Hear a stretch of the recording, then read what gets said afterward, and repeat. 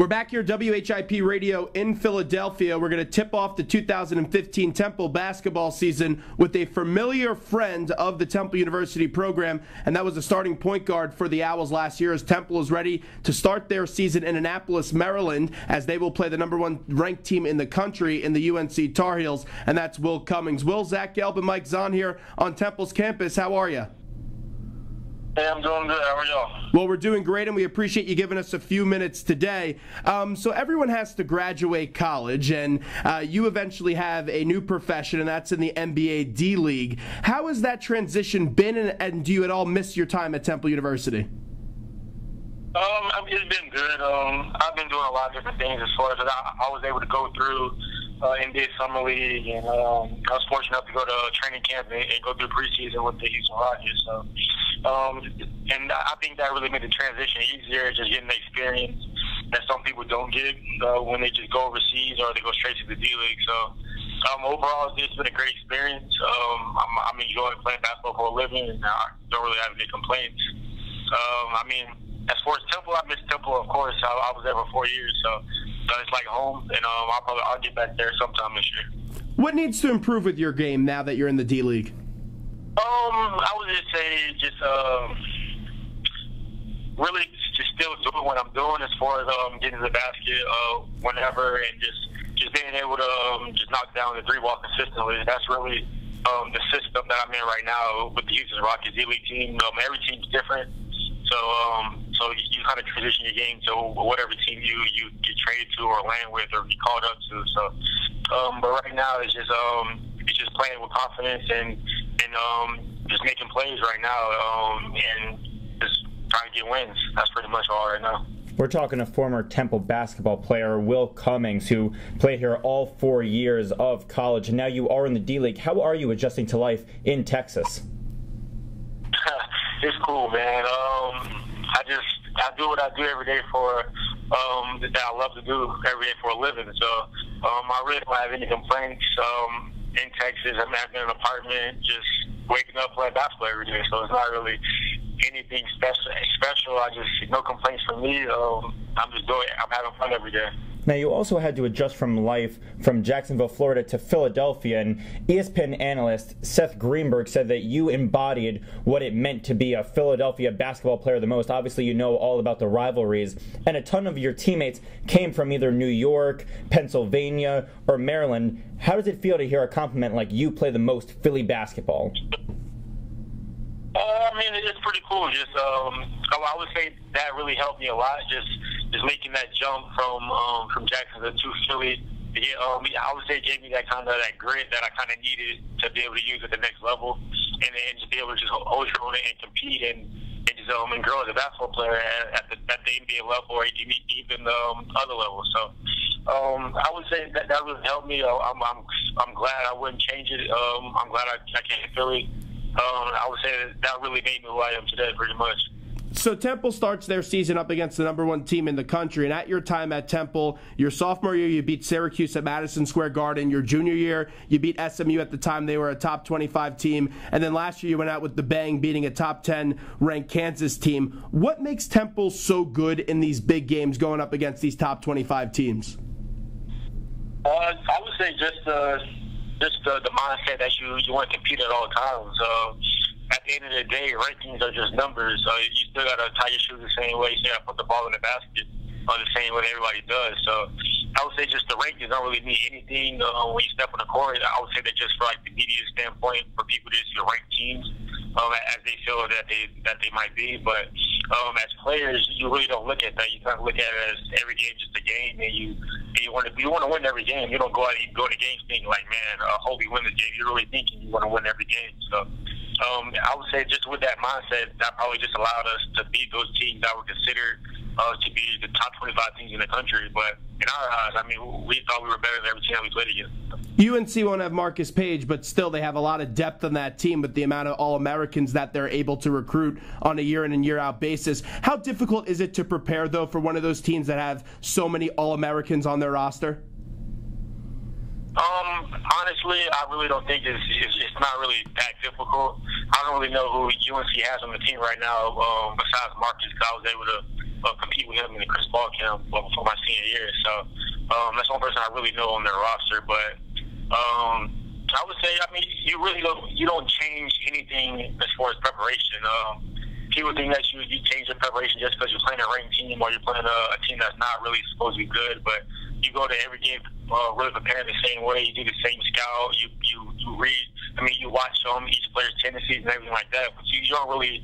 Well, what you did in high school doesn't really matter what you did in college. So that's kind of how you prepare for every game in college. What was your best win at Temple, in your opinion? What was when you look back at it, what was that win that you said, wow, that was my favorite win at Temple?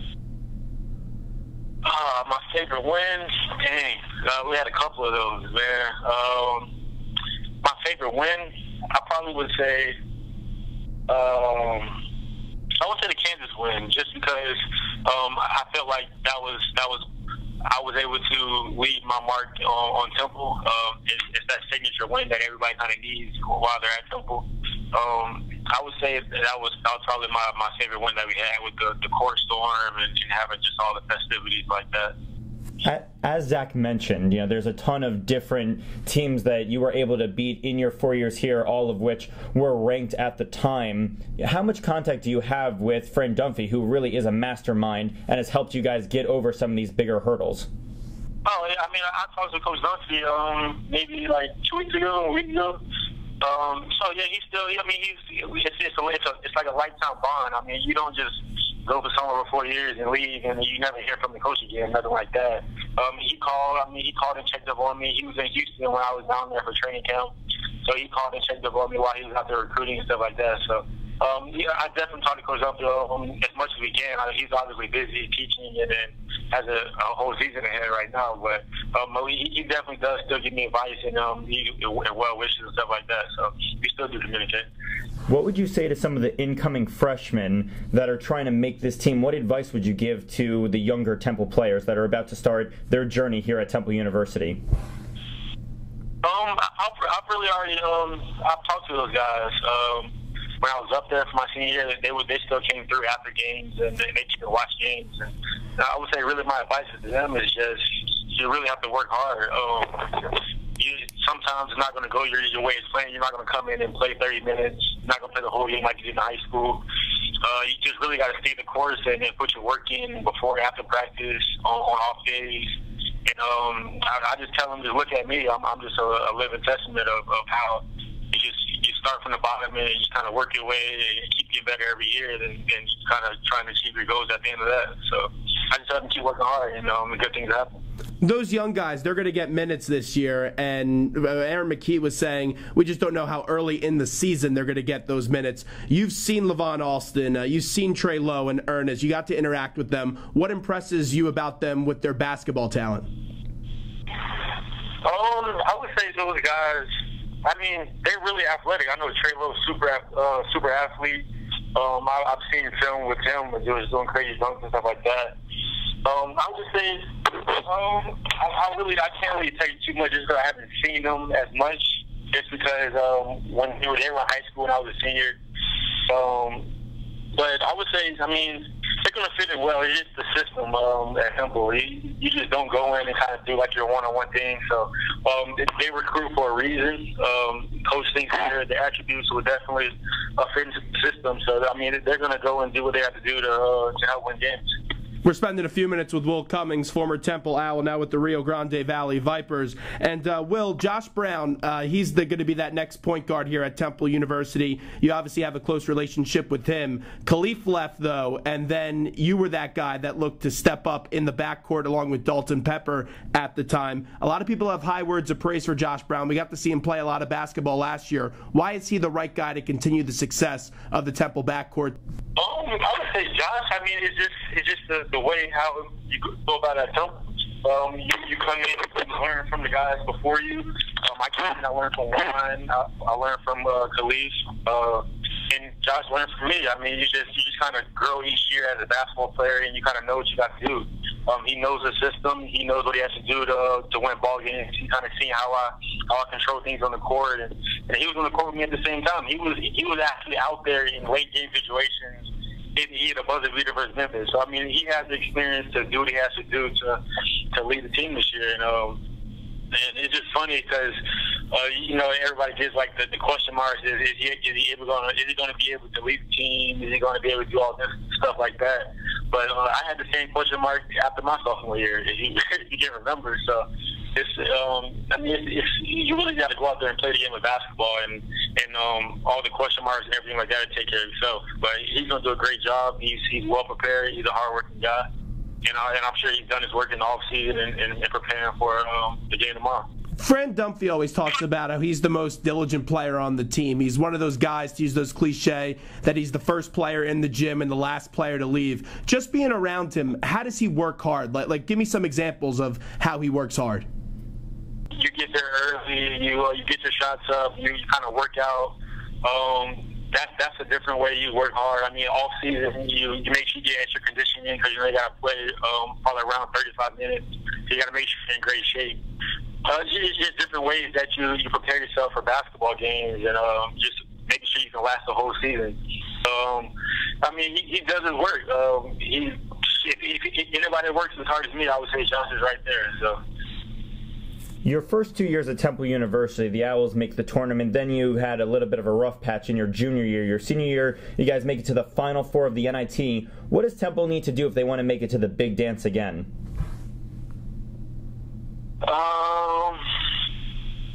Really, you just gotta make sure your attention to detail has to be there for every game. You can't really have those losses that's so-called gonna hurt your resume. Those are really the ones that I would say that really hurt us. Of course, last year making the tournament, you got to take care of business of all the teams that you're supposed to take care of in the eyes of the committee. So, and then you want to go in and shock some teams that you think that's supposed to beat you, and that's how you kind of build your resume. So that's really the recipe that we used my first 2 years when we made the tournament back to back, and all the years before that. So.